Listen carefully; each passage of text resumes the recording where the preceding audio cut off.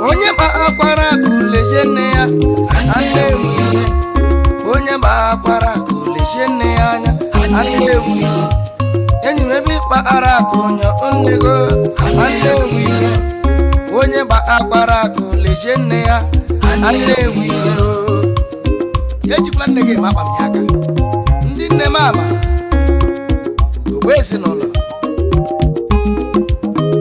umeluwe onye jila nne ya rọrọ Annere mba. onye ọwụla leje nne ya anya anne bara urule eche amma mụrụ anne m eji eji mara Ma shiekwa nne gị. anne m eji asa m ahụ anne m eji enye m nri Ọ gbasiri gị mee nwa. nwanne ajịkwa m yari anna kọkwala m Shienu nwa Chineke kere ụwa biko kagojiela m nne mụrụ mmiri onwe onye re anne Mrs. Adumo. ume werele esi onwe onye re anne mụrụ mmiri eche ma nkakpọ nwanne mụrụ nwa echi marịa kpọ nwanne mụrụ nwa Virginia. eze biko kagojiela m nne mụrụ mmiri Chief Mrs. Mata Chukwueke ọgbaghara kuleje nne ya anne ewu ihe ọgbaghara kuleje nne ya anne ewu ihe Lady Dozie.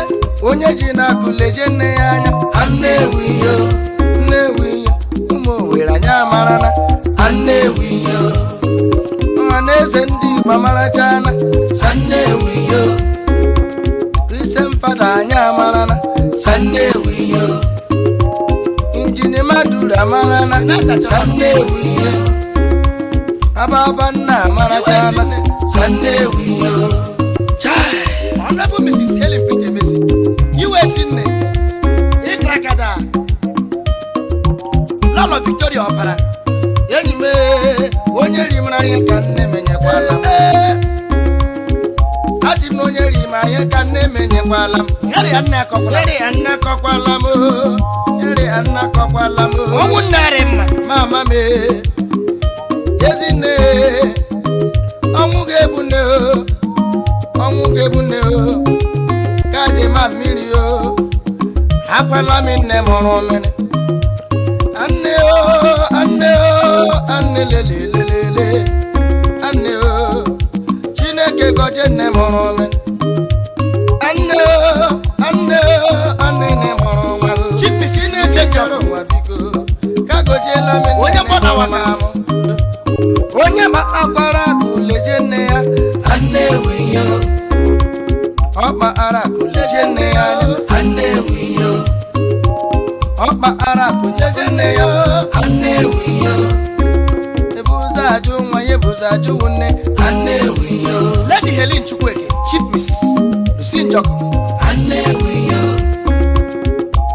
Ezinne Evelyn Emesi anne ewu ihe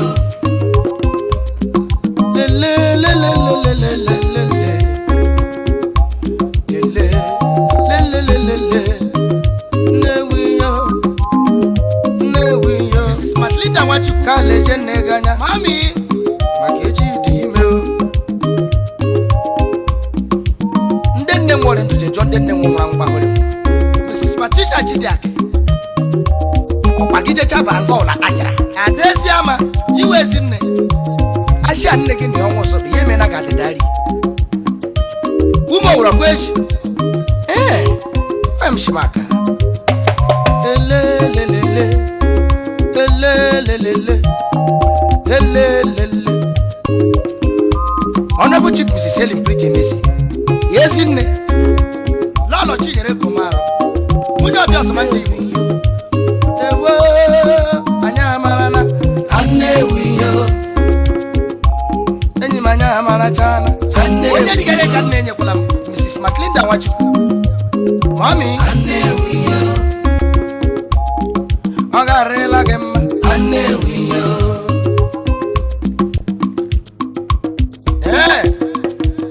Ishagama. Onye chimarala ndụ ya ngwa. Na so ibi. Maka o ji wee bebere ugwu mere ka echi wee bela nkukwa ya.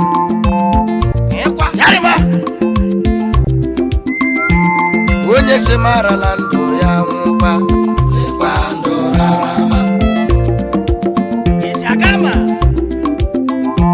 si onye chi marụ n'ụyọ ya nwụkwa lekwa ụyọ rụma Chai si onye chi merila anyị ya nwụkwa lekwa eririma Ajanta Amanta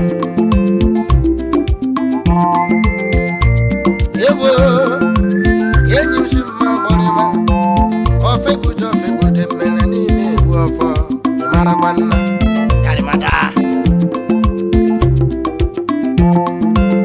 akọmọnụ wale ijọla chima jọjọ yebebelu obere keshibe yebela nkukwa ya ae obi na gbọrịmana ichekiriche nwelu mkpuo ichekiriche nwelu mkpuo ichekiriche nwelu mkpuo amada ụzọ ya Chiferi Njoko Kama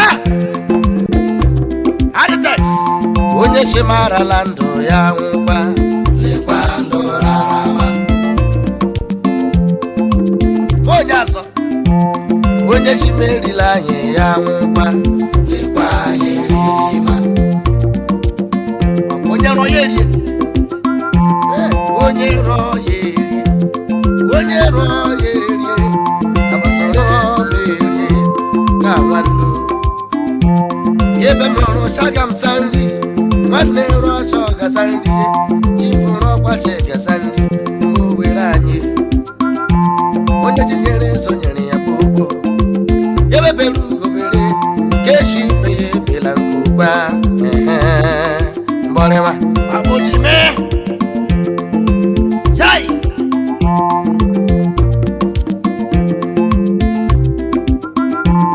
onye chi marala ndụ ya nwụkwa lekwa ndụ rarama Yarima Injinia Sam Doboro onye chi marụ n'ụyọ ya nwụkwa lekwa ụyọ rụma achị m onye chi merila anyị ya nwụkwa lekwa eririma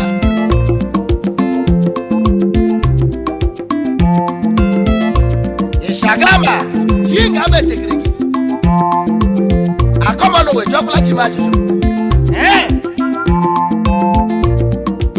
Yi mebe ọhụrụ Anajari si gwamna otu n'ajụ Simpe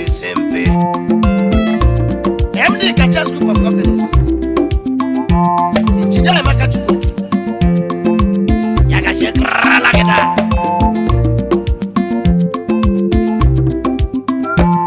onye chi marala ndụ ya nwụkwa lekwa ndụ rarama onye chi marụ n'ụyọ ya nwụkwa lekwa ụyọ rụma Emeka Chukwu eke mụrụ n'ada achị m onye chi ya erila anyị ya nwụkwa lekwa eririma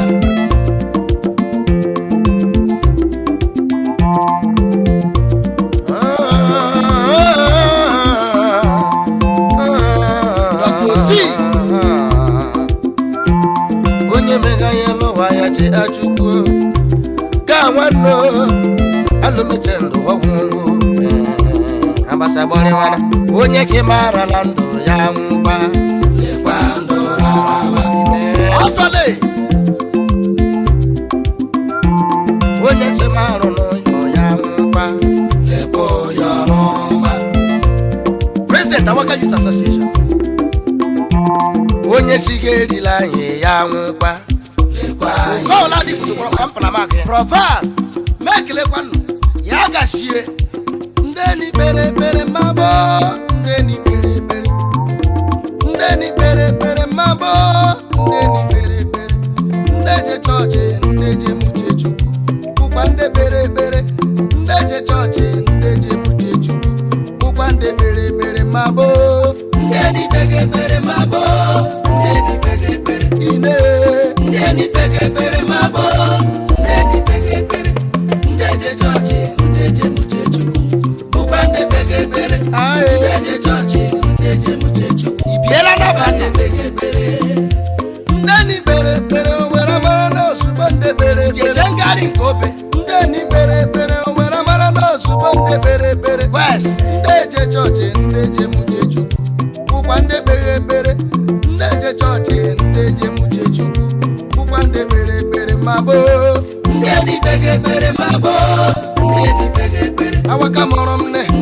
pegepere mabo ndeni pegepere otu baba ndeje chọọchị ndeje muche chukwu ụgbande pegepere ndeje chọọchị ndeje muche chukwu ụgbande pegepere anyị ka ndị berebere mmagbo mama Regina nwenye omari mmi sokwa ndị pegepere mama rege mama Dr. John Nnadi nwenye omari mmi sokwa ndị pegepere mama Justice Pascal Nnadi Mejaga isokwa ndị pegepere mama rege le isokwa ndị pegepere onye gbọdụrụ akparị mma nwanyị ọmarị mma isokwa ndị pegepere lọlọ Regina Nnadi onye anya egwe aga isokwa ndị pegepere nne ndekele nwanyị ọmarị mma isokwa ndị pegepere ọnụda nne Sakletus Nnadi nwanyị ọmarị mma isokwa ndị pegepere mabo ndeni pegepere mabo ndeni pegepere olekuru olekwu emebiche ndeni pegepere mabo ndeni pegepere mmagbo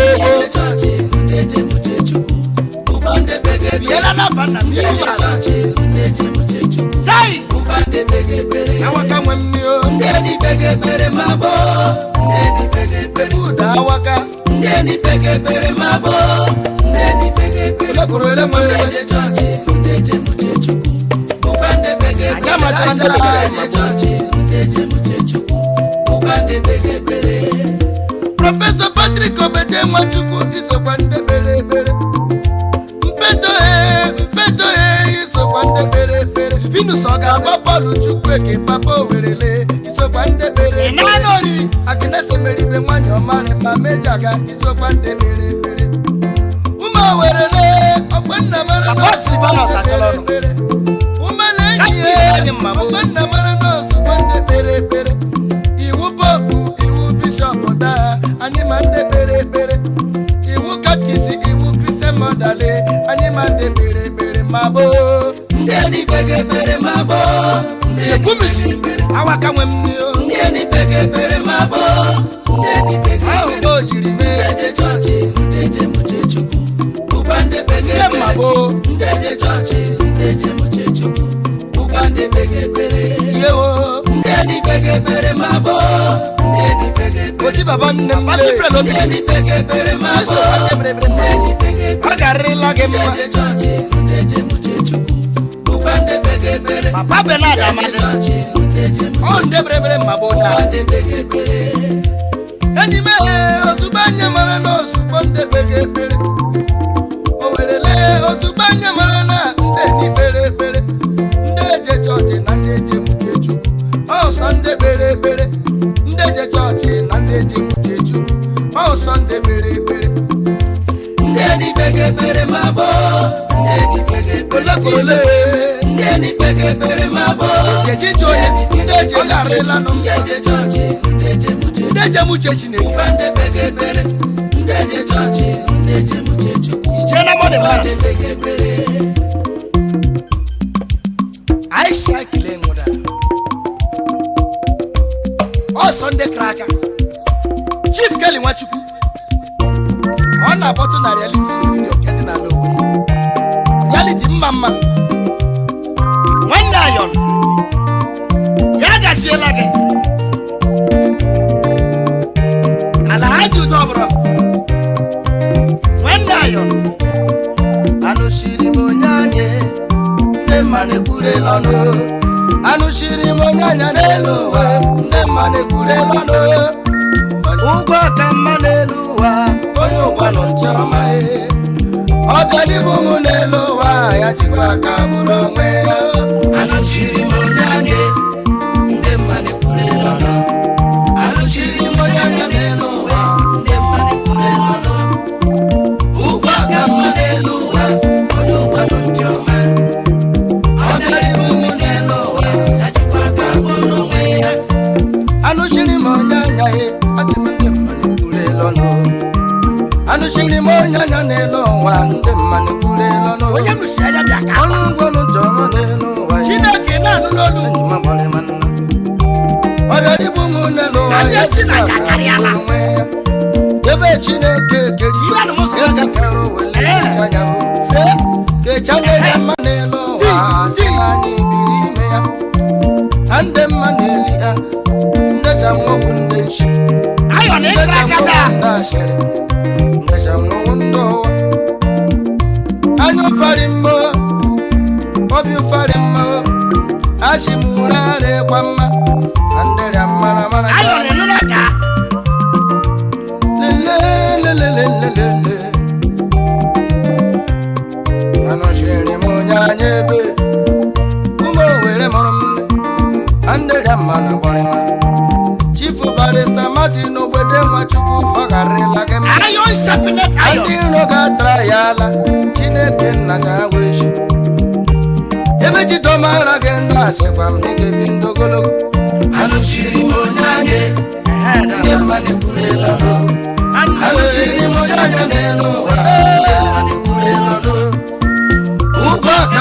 n'elu ụwa onye ụwa nọ ntị ọma ọ bịara ibu m n'elu ụwa ya jikwa aka bụrụ onwe ya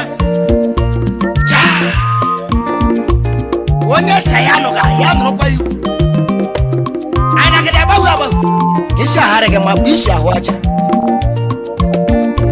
injinia Imaduru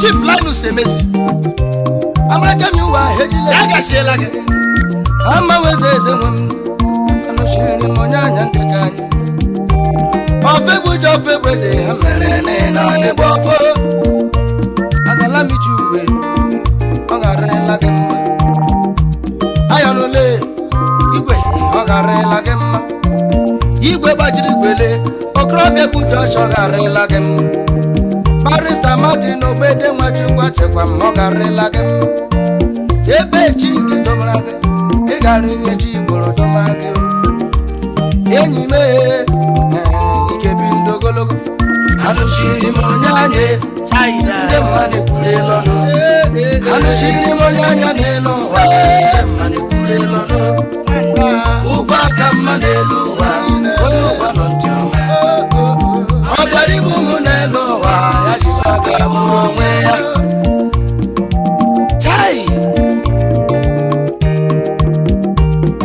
Oladi butu kpọrọkpọrọ mpụlamaka ya ayọ na isi elu ụda kwe to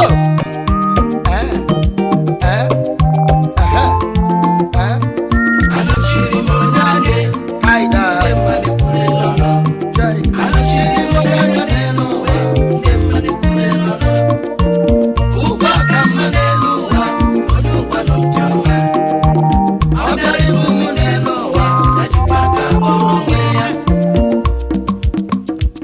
Fredi Chukwu na isi ekele ndị Ababanna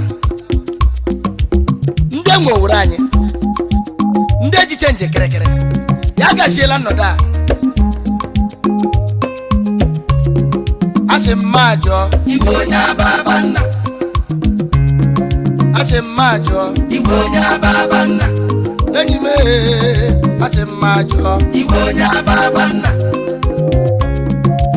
anyị ewu ndị Ababanna ndị akpọrọ mpiri wee kọmanda ihe na Dr. Safori na shi o ji awa kacha akpọrọ Chifu meziri ikele igwe onye Ababanna Chifu Tony meziri nke nwụrụ anyị sokwa ndị gara aga igwe onye Ababanna adịdịrị mgbawa n'ọfọ ụra akpa ọ garịla gị mma igwe onye Ababanna Jude Jogule igwe onye Ababanna ese n'elu ego ese ọ garịla gị mma igwe onye Ababanna ọsọ ndị gara aga Chifu Eddie Nwachukwu onye Ababanna ọchị ọzọwa na ọfa fụfụ gị ndị ọ garịla gị mma igwe onye Ababanna Simon le igwe onye Ababanna n'ofufe ịkara aka garịla gị mma achị mgbe ekele gị igwe onye Ababanna George Okorie nwoke ọma onye Ababanna onye si na Switzerland amanyi budo achị mgbe ekele gị igwe onye Ababanna Titus Eboe igwe onye Ababanna taye ọ garịla gị mma igwe onye Ababanna Emeka ebo nwoke ọma ebe ọ garịla gị ebe oyi igwe onye Ababanna Kelechi Emezi nne m le onye Ababanna Biggest Duke of Companies nwoke ọma ọ garịla gọvanọ igwe onye the Ababanna gọvanọ ndị na-agọdị edomobi igwe onye Ababanna Honorable Max Ikokwu igwe onye Ababanna atị m ọ garịla gị mma ekelekwala m gị igwe onye Ababanna osu nkwọ ọ garịla gị mma igwe onye Ababanna oke ọgọ meji aga mba osu nkwachi m ekele gị igwe onye Ababanna Prince Dr. Herbert Ugochukwu Emesi m ekelekwala gị igwe onye Ababanna Kisi Emesi nne m le igwe onye Ababanna Director of Makins Nigeria Limited ọ bụ ike ma ọ garịla gị mma igwe onye Ababanna Matimo Gogo nwa na-eri ihe onye Ababanna Osibo ndụ ọ garịla gị Osibo ndụ na Amerịka ya gachie nwoke ọmeka kwụra ka isiri ike igwe onye Ababanna otu Mohammed le igwe onye Ababanna Femesi nwoke ọma ekilekwala m gị. Iwe onye ababa nna. Honorable Charles Ekwem. Iwe onye ababa nna. Baba Tunde. Ikemba wana. Ikakraka. Iwe onye ababa nna. Chief Cletus Olewuni. Iwe onye ababa nna. Dekraka na. Izokwa ndị karaka. Iwe onye ababa nna. Emeka Chukwu ekele. MD ọgarịla gị mma. MD Katesto ki Abuja.